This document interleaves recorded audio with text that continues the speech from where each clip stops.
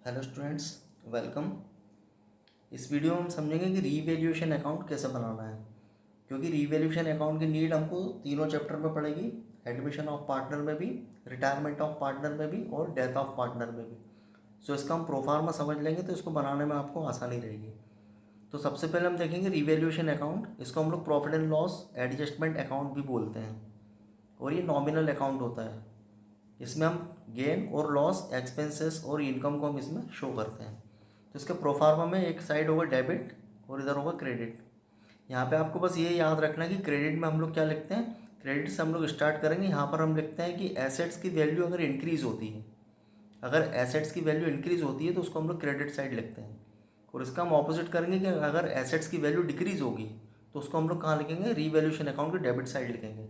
Means जो भी income या गेन होगा उसको हम रीवैल्यूएशन के क्रेडिट साइड लिखते हैं, और जो भी लॉसेस होंगे या एक्सपेंसेस होंगे उसको हम लोग क्या करेंगे, रीवैल्यूएशन के डेबिट साइड हम लोग उसको मेंशन करते हैं।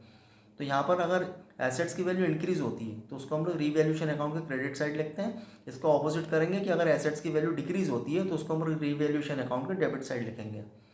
लाइबिलिटीज़ के लिए जस्ट ऑपोजिट हम करेंगे कि अगर लाइबिलिटीज़ का अमाउंट इंक्रीज़ होता है, अगर लाइबिलिटीज़ हमारी अगर इंक्रीज़ हो रही है तो उसको हम लोग रीवैल्यूएशन के डेबिट में लिखेंगे, क्योंकि ये लॉस है। अगर फर्म की लाइबिलिटीज़ इंक्रीज़ हो रही है तो फर्म के लिए लॉस होता है, तो इसको हम लोग क्या करेंगे, रीवैल्यूएशन अकाउंट के डेबिट साइड लिखते हैं। लाइबिलिटीज़ का अमाउंट इंक्रीज़ होगा तो उसको रीवैल्यूएशन के डेबिट साइड लिखते हैं, और अगर लाइबिलिटीज़ का अमाउंट डिक्रीज़ होता है तो उसको हम लोग रीवैल्यूएशन अकाउंट के क्रेडिट साइड में हम उसको मेंशन करते हैं।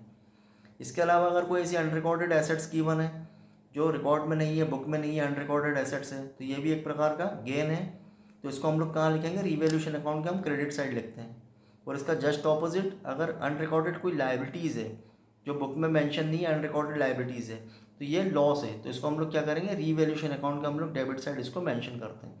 तो आपको बस एक चीज़ याद रखना है कि अगर एसेट्स की वैल्यू इंक्रीज़ होती है तो उसको हम क्रेडिट में लिखते हैं, वैसे एसेट्स की वैल्यू अगर डिक्रीज़ होगी तो डेबिट में आएगी।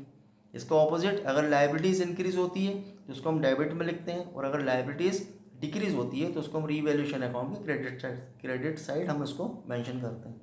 अनरिकॉर्डेड एसेट्स है तो ये इसको हम कहाँ लिखेंगे, रीवैल्यूएशन के क्रेडिट साइड। और अगर अनरिकॉर्डेड कोई लाइबिलिटीज़ है तो उसको हम क्या करेंगे, रीवैल्यूएशन के डेबिट साइड लिखते हैं।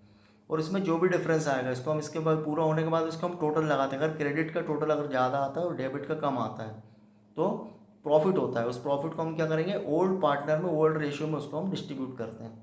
वैसे ही अगर डेबिट का टोटल ज़्यादा आता है और क्रेडिट का टोटल कम रहता है तो उसको हम क्या करेंगे, जो भी डिफरेंस आएगा वो लॉस होगा, लॉस को हम क्या करेंगे, पार्टनर्स के कैपिटल अकाउंट में उनके ओल्ड रेशियो में उसको हम डिस्ट्रीब्यूट करते हैं। सो रिवैल्यूएशन अकाउंट का आप प्रोफार्मा आप इसको याद कर लेंगे तो इसमें आपको admission of partner, retirement of partner and death of partner, तीनों चैप्टर में आपको इसकी ज़रूरत पड़ेगी और इससे आपको बनाने में आसानी रहेगी। So thanks for watching.